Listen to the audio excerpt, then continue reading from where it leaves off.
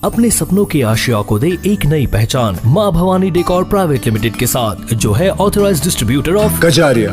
देश की मिट्टी से बनी टाइल से देश को बनाते हैं। और जहाँ मिलती है सभी प्रकार के Indian and imported granite, marble, sanitary एवं कोटा स्टोन का अनोखा एवं आकर्षक संग्रह। माँ भवानी डेकोर प्राइवेट लिमिटेड मतलब a complete floor solutions. New 0 mile Dadar road, Muzaffarpur. Call 9934753111।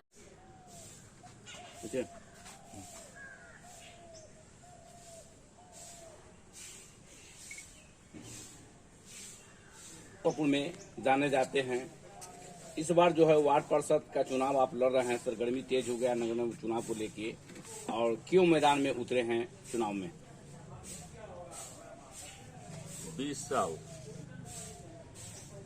मुझे लगता है कि सामाजिक कार्य, क्योंकि मैं छात्र राजनीति से आता हूँ और लगभग 1999 से मैं छात्र राजनीति में सक्रिय भूमिका के रूप में, और बहुत ही जिस प्रकार आज वार्ड स्तर से मैं चुनावी राजनीति में आया हूँ, ठीक उसी प्रकार आज से जब आप 20 वर्ष पहले जाएंगे तो मैं एक सामान्य विद्यार्थी परिषद का कार्यकर्ता था, और बड़ों का आशीर्वाद, काम करने का क्षमता, जुनून, और जब छात्रों का आवाज जब उठाते तो उससे मुझे ऊर्जा संचित लगता था कि और ऊर्जा के साथ हम काम कर सकते हैं। इसी का परिणाम विद्यार्थी परिषद का एक सामान्य कार्यकर्ता, एक गांव से उठा हुआ कार्यकर्ता, प्रदेश स्तर को भी हमने नेतृत्व प्रदान किया, और आज ठीक से चुनावी राजनीति में ये मेरी पहली समर है, और यहाँ से हम उठ रहे हैं।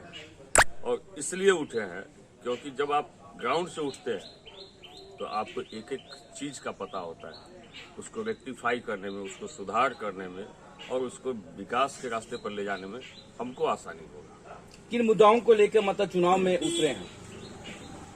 देखिए, बड़ी दुर्भाग्य है, आप 49 वार्ड की बात करें तो लगभग 20 वर्ष बीत चुका है निगम के गठन का। हमको याद है कि पहले महापौर स्वर्गीय समीर भैया उस समय बहुत छोटे कार्यकर्ता हम थे। विगत दिनों उनका पुण्यतिथि था, नमन करते हैं।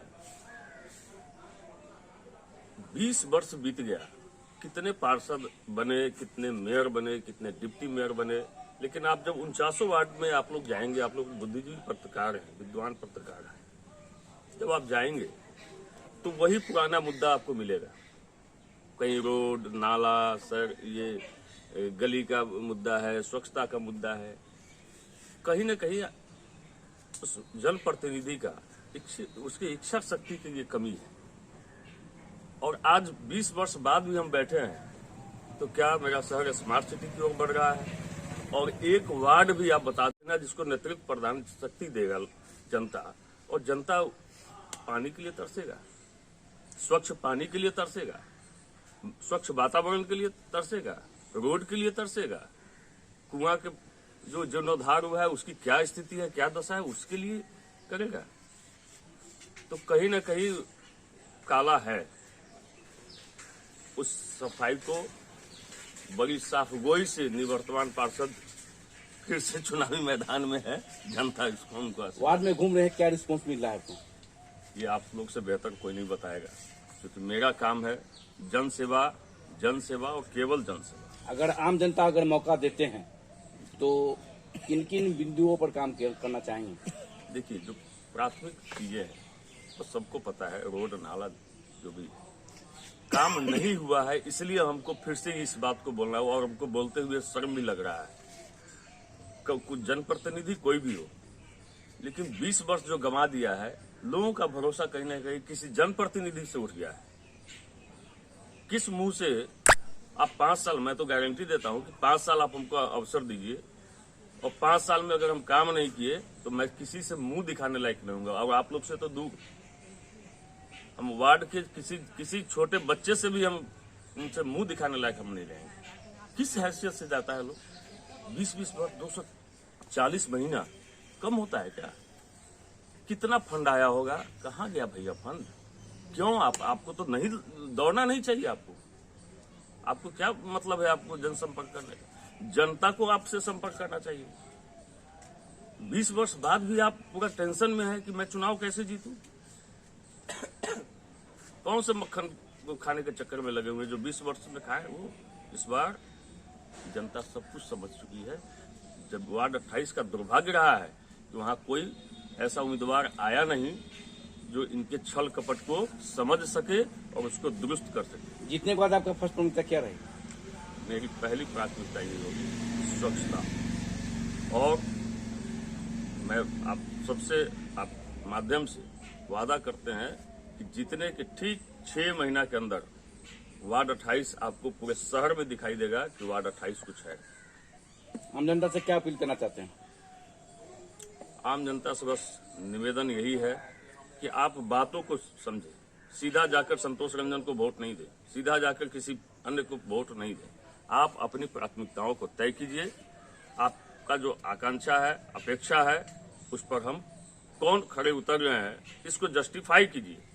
आप बिन जाओ तो मेरी भूमिका क्या होनी चाहिए ये तय हो जानी चाहिए, ये जनता के द्वारा तय होनी चाहिए। लेकिन दुर्भाग्य है कि आप पार्षद बन गए और पार्षद के बाद आप केवल भगवान भरोसे बैठे हुए हैं कि उधर से फंड आएगा, सरकारी योजना आएगा, मैं ये करवाऊंगा।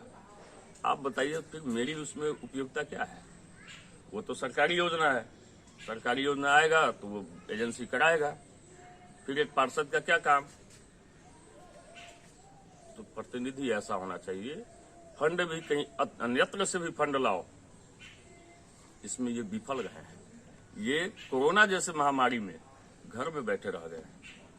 उस समय तो मैं न प्रत्याशी था न पार्षद था, और ये महामारी आज आया है। ऐसे बाढ़ पीड़ितों की सेवा करना है, ऐसे जनसंपर्क में हम हमेशा रहे हैं। और संतोष रंजन कोई बहुत बड़ा धनबल वाला लोग नहीं है। मेरा बैकग्राउंड आगामी 30 तारीख को चुनाव आयोग के सामने मैं पेश कर चुका हूं, आप लोग के सामने भी आ जाएगा। अभी हम बोलेंगे तो कोई किसी को विश्वास नहीं होगा। तो समाज सेवा का जुनून होना चाहिए, निस्वार्थ भाव से होना चाहिए।